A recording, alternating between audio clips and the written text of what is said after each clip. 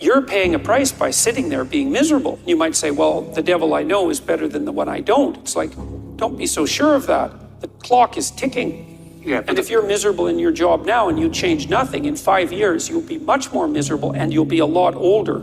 But isn't it a luxury to pursue what is meaningful? Our viewers have mortgages, they have children, they have payments and loans. It's a luxury to pursue because we lack the resources. Well, I don't remember now, I'm not talking about what makes you happy. It's a luxury to pursue what makes you happy. It's a moral obligation to pursue what you find meaningful. And that doesn't mean it's easy. It might require sacrifice. If you need to change your job too, let's say you have a family and children and a mortgage, you have responsibilities. You've already picked up those responsibilities. You don't just get to walk away scot-free and say, well, I don't like my job, I quit.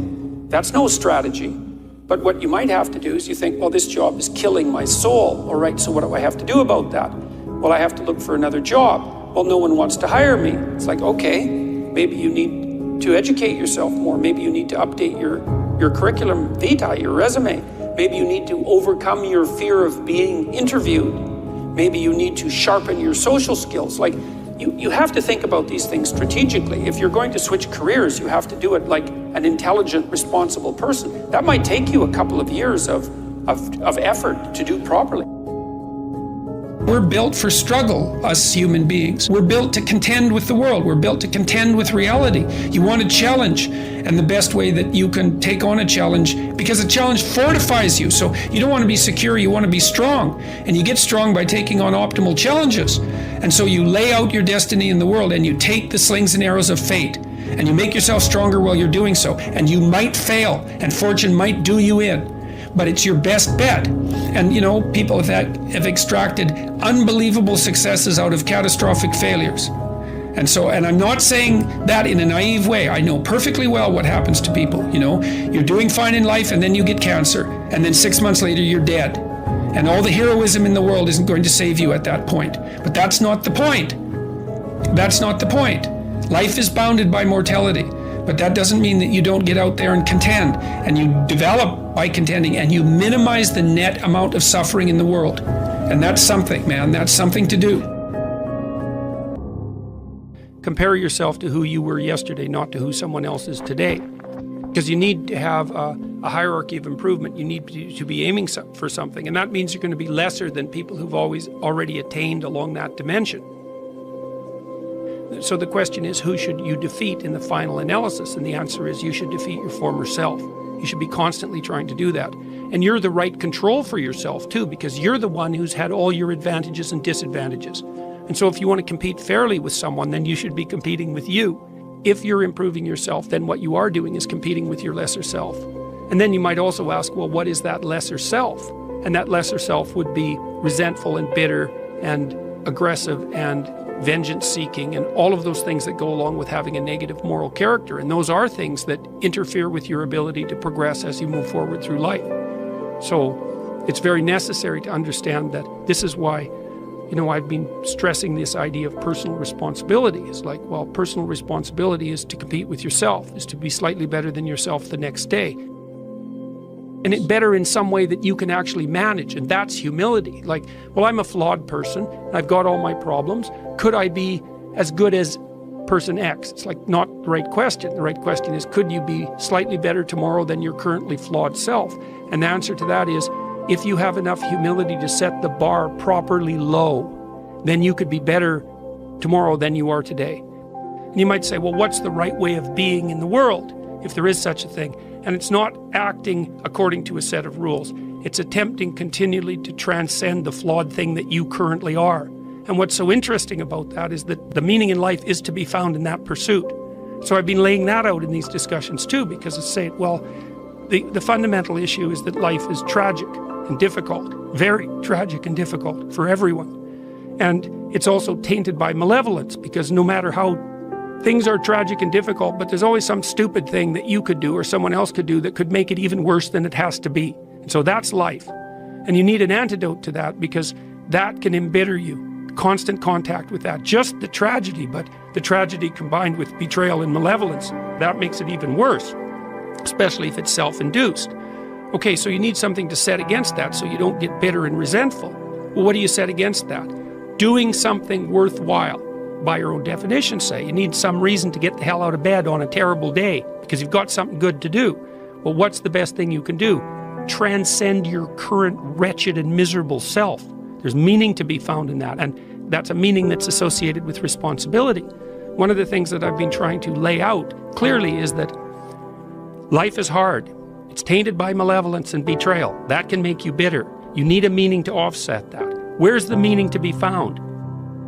Not in rights, not in impulsive pleasure, but in responsibility. You take responsibility for yourself, so you take care of yourself. If you're good at it, you have some excess left over to take care of your damn family. If you're good at both of those, then you have some excess left over to take care of your community. Those are heavy burdens. You pick up the burdens, you find that's meaningful. The best way to pick up the burden is to continually improve yourself, and that's where the meaning is to be found. And so that meaning is in the continual self-transcendence. That's letting your old self die and the new self be reborn. Even if things are going really well for you now, there's going to be a time in the future where things are rough. You know, you're going to be ill, family members going to be ill, a dream is going to fall apart, you're going to be uncertain about your employment status, like the flood is coming, right? The apocalypse is coming. It's always the case in life. And you have to be prepared for it, and the question is how to prepare for it. And the answer to that is to find a way of being that works even under the direst of circumstances.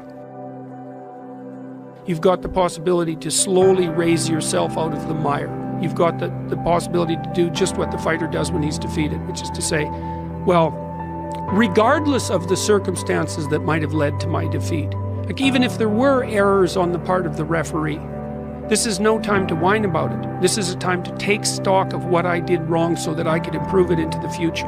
And that's the right attitude. The point is, your best strategic position is, how am I insufficient and how can I rectify that? That's what you've got. And the thing is, you are insufficient and you could rectify it. Both of those are within your grasp if you aim low enough. And I don't mean don't aim, and I don't mean don't aim up, but you have to accept the fact that you can set yourself a goal that you can attain, and there's not going to be much glory in it to begin with. Because if you're not in very good shape, the goal that you could attain tomorrow isn't very glorious. But it's a hell of a lot better than nothing, and it beats the hell out of bitterness, and it's way better than blaming someone else. It's way less dangerous. And you could do it. And what's cool about it, it's one step on a very long journey. And it starts to compound on you. So a small step today puts you in a position to take a slightly bigger step the next day, and then that puts you in a position to take a slightly bigger step the next day. And you do that for 2 or 3 years, man, you're starting to stride. I don't know how many people have come and told me, it's so strange. They said, well, I started making my bed and that made all the difference. It's like, well, yeah, you decided to aim up, man. And the first concrete instantiation of that was that you made your bed. And you think, well, that's nothing heroic. It's like, no, but aiming up is heroic. That's something. And then lowering yourself to the point where you're not above the mess in your room. You know, you're not superordinate to that. You lower yourself so that you straighten up. You're grateful for what you have right in front of you, and you take care of it and you put it in order. It's like all of a sudden things start to get better. And one of the reasons that audiences are responding to what I've been saying in my lectures and what I've been writing about is that I don't tell people that they're okay the way they are. No, I say, no, you could be way more than you are. And they're relieved about that, you see, because if you're in a dark and terrible place and someone says you're okay the way you are, then you don't know what to do about that. It's right. Like, no, I'm not. I'm having a terrible time and I'm hopeless. You're okay the way you are. Well, then what? That's it? That's where I am? And what do you want to tell a young person? You're 17. You're okay the way you are. It's like, no, you're not. You got 60 years to be better. And you could be way better. You could be incomparably better across multiple dimensions. And in pursuing that better, that's where you'll find the meaning in your life. And that will give you the antidote to the suffering. This is the trick, though. You have to pick a path of discipline.